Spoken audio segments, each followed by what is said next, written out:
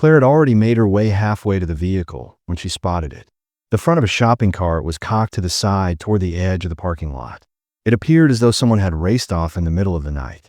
But this time, something moved inside the cart.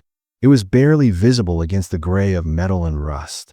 Inside the cart was a small German Shepherd mixed puppy, possibly 3 or 4 months old. His body was curled so tightly that he appeared folded in half, with ears that were too big for his head and legs that were tucked under, as if he was trying to disappear. However, it was not his size or his silence that stopped her. It was what he held in his mouth. As Claire slowed her steps, she saw a teddy bear that was ripped and dirty, with one eye missing and fur that was matted from spending too much time in the wrong kind of weather. Lena, her daughter, strolled calmly beside her as she always did. But then, out of the blue, Lena's hand clasped hers. Claire looked down, but Lena wasn't looking at her. Instead, she was staring at the dog with wide-eyed, frozen expressions. The cart was the focus of Claire's attention once again. The dog was not barking or whining. Rather, it was simply staring directly at them. It was not showing any signs of fear, but rather there was something else waiting for them. People were walking by while talking on their phones and hauling shopping trolleys full of groceries. No one slowed down, and the only people who noticed were Lena and Claire, who had the realization at that very moment. There are some things that you should not go past, and there are also some things that are supposed to find you. Claire did not talk.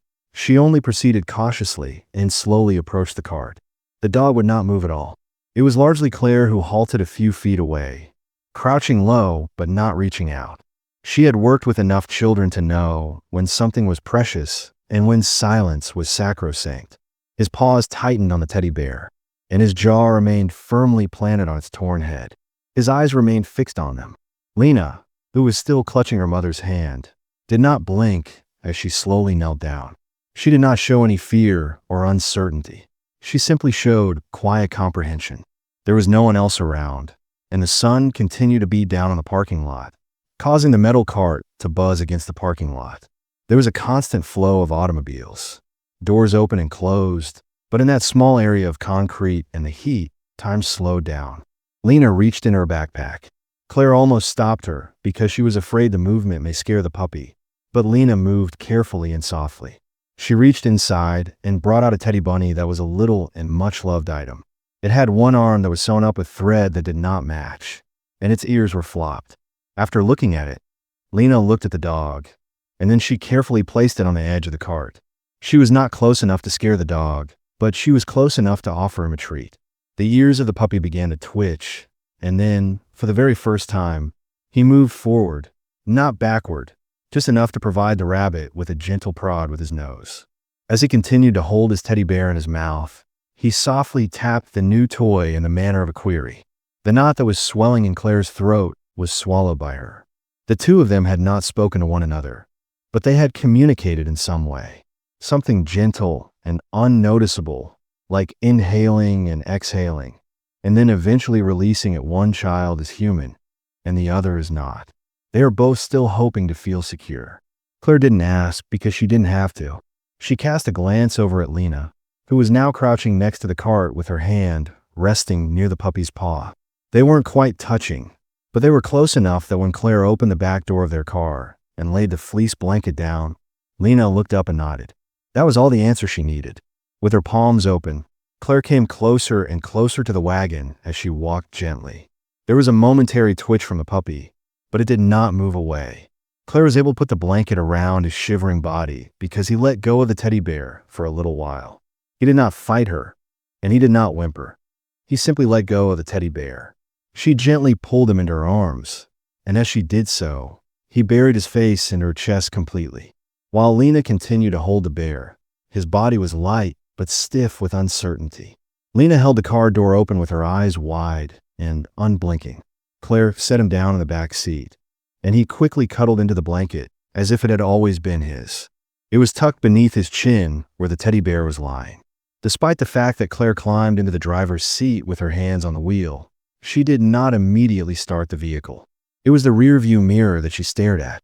The toddler and the dog had their eyes locked by the time Lowe was already fastened up with his head tilted toward the animal. There was still no movement. There were no words, But something happened once more. Claire eventually turned the key, and there was a flicker that was little but alive. It was the engine that began to hum. Everything was quiet on the way home. The only sounds that could be heard were the buzz of tires on the pavement, the odd turn signal, and the view of two sets of brown eyes, one in the back seat and the other in the mirror, looking at each other as if they could have recognized something familiar, something that had been lost, or something that was worth finding again. When I got back to my house, the sun was beginning to set behind the rooftops, casting long shadows across the front porch. When Claire pushed the door open, she was holding her puppy, which was wrapped in a blanket around her shoulders, and she stepped inside. She carefully placed him on a thick, old throw blanket that was located in the corner of the living room she was in. As soon as his paws made contact with the ground, he curled up even more tightly, still holding his teddy bear as if it were a permanently attached part of his being. With her eyes fixed on him the entire time, Lena followed behind and removed her shoes in a stealthy manner. She went and got a bowl of water that was on the smaller side, placed it nearby, and then sat down on the edge of the couch. Claire didn't say much. There was only a faint ticking of the clock in the kitchen, and the rest of the house was completely still. After a few minutes had passed, Lena approached the dog, sat down next to it, and extended her hand to the animal. She did this with a cautious kind of grace. For the sake of proximity, not to touch, he needs a name, Claire whispered in a low voice. The only thing that Lena did was say, almost to herself, M.O. She did not look up. Claire blinked Milo, and she repeated again and over again, as if she were examining the form of it in her mouth. Despite the fact that the puppy did not react, there was a little tilt in his ears that gave the impression that he had heard it before. On that particular evening, Claire tucked Lena into bed, and Milo snuggled up just beneath it, with his teddy bear under one paw and Lena's plush bunny under the other. Claire stood at the doorway, her palm resting on the frame, and watched her daughter massage the dog's back in the dark. And for the first time in what seemed like months, Claire did not get the sensation that the silence was a barrier. It was a sense of tranquility. There was a gradual implementation of the change. It was a whisper that started it all. While Claire was standing at the counter the following morning, making toast, she heard a gentle sound that was almost like a breath. The slightest movement of her head allowed her to catch a glimpse of Lena crouching next to Milo, holding a slice of banana in her palm. "Good boy," Lena murmured. Despite her fear of disrupting the moment, Claire did not move. Lena smiled as she saw Milo carefully take the fruit, chewing slowly, and then cuddle back on his blanket. She watched as Milo did this. Despite its little size, in the afternoon of that day, Claire loaded Milo's belongings into the vehicle. A water bowl, a leash, a blanket, and a bear she worked at the art therapy center, and something within her told her that Milo should come along. He followed her without question, and Lena did the same thing. At the center of the room, Claire observed Milo as he approached the space with a low and quiet step. No snarling, no hesitance whatsoever. The majority of the children, who were either reserved or anxious, raised their heads as soon as he entered the room. After reaching out to one of the girls, Milo strolled over to her and waited with his chin resting on her knee. There was no need for Claire to utter a single word as Lena sat on the periphery of the room. Watching from her lap was a bunny. The tension in her shoulders was slightly reduced, and her hands were a little more open. Milo had been touched by 3 children by the time the hour came to a close. Even one had spoken, and Claire could see it as plain as a ray of sunlight shining through a stained glass window. Lena was not the only one Milo was helping. He was also healing other people, gently and quietly, simply by being there on that particular evening. Lena came home and cuddled up on the couch with Milo sitting at her feet. With a soft whisper, she moved in close to her mother and asked, "Is it possible for us to take him again tomorrow?" However, Claire did not respond immediately. Her eyes welled up with tears as she observed the hopeful expression on Lena's face. A hushed, "Yes, sweetheart," she whispered. "Every day, he requires our assistance, and every day, we require his assistance." When they first encountered him, it was a dreary Tuesday. The child who had not spoken for half a year, he sat at the far end of the room with his arms crossed tightly over his chest like a shield. His hood was pulled up. It was not rage that Claire had witnessed previously. Rather, it was agony that she was experiencing. Because it was so tightly knotted, it was unable to breathe. As was his custom, Milo approached in a calm and methodical manner. He did not move. He did not blink. He just waited. He did not move toward the conversation or the chuckles. He walked right to the silence. He stopped a few feet away from the boy and sat. He did not move. He did not blink. While seated close to the wall, Lena kept a close eye on the situation. She remained standing for a brief period of time, then slowly proceeded across the room, and finally knelt down on the floor a few feet behind Milo. Her plush bunny was pulled out of the small pouch that was attached to her sweatshirt, and she placed it on the ground in a position that was closer to the boy than it was to herself. However, no one said anything at that moment. The boy then leaned in just an inch, just enough to extend out a hand with trembling fingers and touch Milo's fur. Milo did not react. He merely leaned in steadily and remained still. The minutes passed.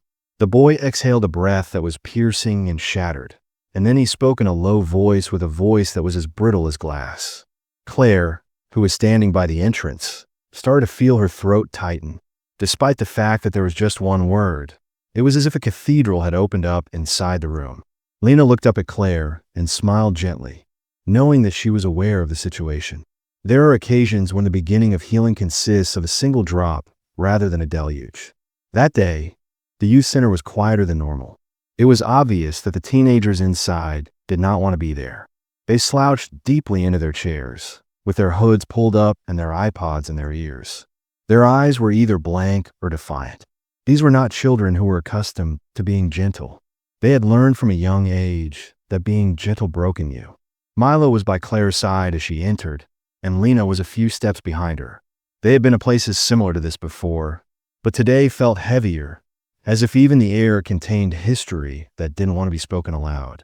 Milo made his way slowly around the room, attending to every nook and cranny and every face. Then he came to a halt. A young lady was seen sitting by herself next to the window.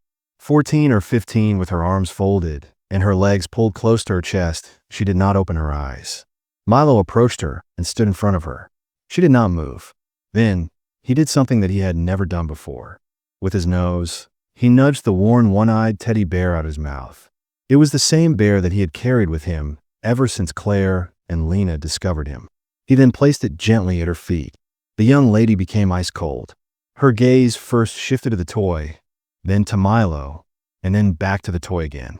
She slowly removed one hand from beneath her sweatshirt and took up the bear. She clutched it as if it were fragile, as if it may go at any moment.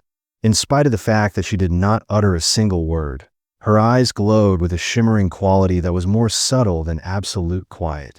When Claire opened her mouth to speak, Lena spoke in a whisper first. He comforted her by giving her his comfort. When Milo returned home that night, he snuggled up on his blanket without the teddy bear. He did not look for it, and he did not complain. Instead, he simply laid there with his head resting on his paws, his eyes closing with the kind of tranquility that comes when you realize that you have accomplished something that is significant, something that is unselfish, and something that you have accomplished. In the weeks that followed, Milo's teddy bear never came back, and despite this, he appeared to be lighter without it. And Lena, she was no longer only recovering. She was now helping others heal. He continued to sleep next to Lena's bed every night, and he continued to follow her like a second heart, quiet and faithful. He was always just a step behind. However, there was a new calm inside him, a steadiness that seemed to indicate that something within him had settled. At the therapy center, she began to move with a quiet confidence, and Claire would catch glimpses of her guiding Milo toward children who were sitting alone, showing him where to sit, when to stay, and when to simply lie down and be present. Sometimes, Lena would pull a chair close to a child who was withdrawn, place her bunny in their lap, and say nothing at all. And for some reason, that silence always talked the loudest. On a particular occasion, a young child who was experiencing such severe anxiety that he was unable to maintain eye contact sat rocking in a corner. Milo, of course, was lying nearby, observing guarding being done. Lena did not flinch as she moved up to him, kneeled alongside him, and placed a gentle paintbrush in his hand. She then painted next to him, stroke for stroke, till his trembling calmed down and his breathing evened out. Claire watched everything unfold with a sense of awe and silence. After being encased in sorrow for a long time, Her daughter was gradually blossoming, not all at once, not noisily, but gently, like petals testing the spring. Around the house, Lena started talking more. Not a flood, but rather a series of droplets. There were questions concerning the colors of paint, as well as what Milo might be thinking about when he twitched in his sleep. She also hummed occasionally as she was stroking his fur, and Milo simply walked her inside the room. They have located one another, Claire thought to herself. Contrary to what the majority of people imagine rescue to look like, it is not through blazing lights or heroic leaps, but rather through the gentle moments of shared stillness, while sitting next to someone who does not yet think that they are worth preserving and staying. A year later, the house had a different vibe. It was not larger or louder. Rather, it was just fuller. Lena had matured in a variety of modest and lovely ways. This time, she laughed more easily. Milo hadn't changed much. He still slept by her bed and watched the front door, as if it might someday open to a past he barely remembered. But most of the time he stayed grounded in the present alongside Lena and Claire. Her words, which were once scarce, filled the air like wind chimes, and they were soft and unexpected. She continued to move quietly, but it wasn't fear anymore. It was grace. They had one final visit planned before summer, and it was a small group at the local retirement home. The room was warm, and it was packed with old books and older stories. The woman who was sitting next to Lena was wearing a cardigan that had seen better days. She lovingly patted her hand and murmured, "You bring such peace with you, dear." While smiling, Lena gazed down at Milo and whispered, "He taught me how," as she stared down at him. From across the room, Claire saw this with a heart that was silent yet full. The windows were down, the breeze played with Lena's hair, and Milo put his head on her lap. As they pulled into the driveway, Claire looked at them. They didn't chat much on the ride home. The windows were down. She muttered more to herself than to anybody else her thoughts about her daughter and the dog as they were on the verge of walking by. I had the impression that we had saved him, but as I watched them now, her daughter and the dog, they came dangerously close to walking by. She realized that he had saved the silent. She rescued the girl, and in some way, they rescued each other. If this story moved you in some way, or if it reminded you of the subtle ways in which healing can begin, we would be delighted to hear your views. Did you ever get to meet your very own Milo? Please drop a comment down below. Everyone is read by us. And if you think that more people need tales like this one, then more people need stories like this one. Make sure you give this video a thumbs up before you forget. Share it with someone who could benefit from it right now. And make sure to hit the subscribe button so that you don't miss out on updates in the future. We are grateful that you persisted with us to the very end. We hope that it made your day a little bit more pleasant.